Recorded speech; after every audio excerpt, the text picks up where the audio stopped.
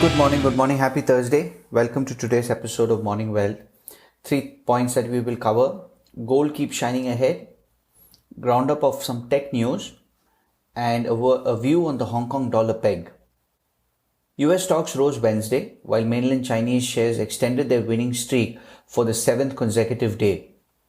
S&P 500 index climbed to a 1-month high, while the Nasdaq Composite rose to a record. Apple and Microsoft led the way, even as coronavirus cases keep rising at a record pace. Major indices wavered for much of the day before turning higher late in the session. The jump helped claw back losses from the prior session when the S&P 500 fell and snapped its 5-day winning streak. Stocks have traded in a narrow range for the month after zipping higher for much of the second quarter. Investors have been weighing stimulus efforts by central banks and governments against the signs that the rebound in the US economic growth has lost speed. Meanwhile, there has been a jump in coronavirus cases in parts of the country.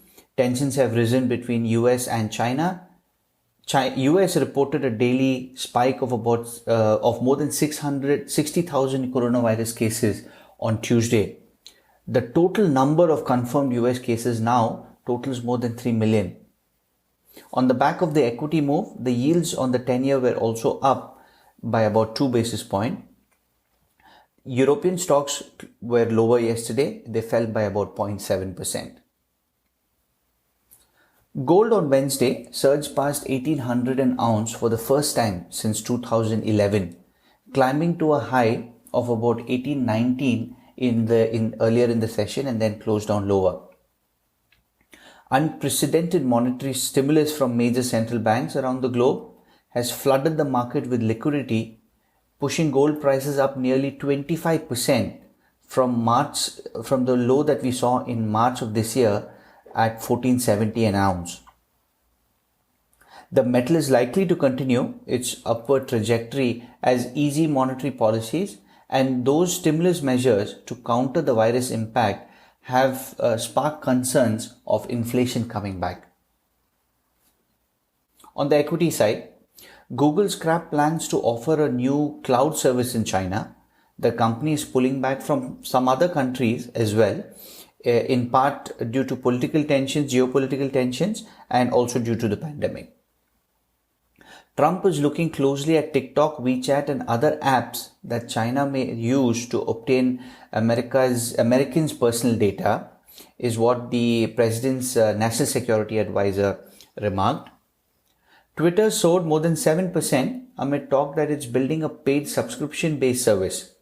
The social media company is considering alternative revenue streams, including such an offering, is what a report said. KKR will buy Global Atlantic in a deal that may be valued at more than $4 billion. SAP ADRs jumped in post-market trading after it said business activity gradually improved over the second quarter. The company, reporting preliminary figures, said software license revenue recovered more than expected, though it was still below the normal levels. So it gives us some kind of a expectation before the earnings season kicks off in the US with financials reporting, and then we'll see some tech reporting. So these are, I think, some signs that we can take to see how the earnings season is going to pan out. On the FX side, the Bloomberg dollar spot index dipped about 0.5%. Euro advanced. The British pound also moved up higher by about 0.6% to 1.2612. The Hong Kong dollar's peg to the US currency looks as solid as ever, but increasing tensions between the China and US, and most recently fueled by the national security law imposed on the city by China last week, have fueled this new speculation that the peg's days would be numbered. But it's too soon to call the end of the peg. The reasons are straightforward. Hong Kong appears to have the will, and it certainly has the means to keep the peg. What do we mean by means?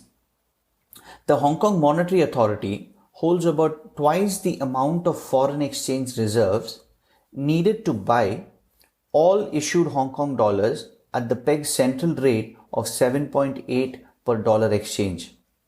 Easily enough to mount an overwhelming defense against any speculative attack.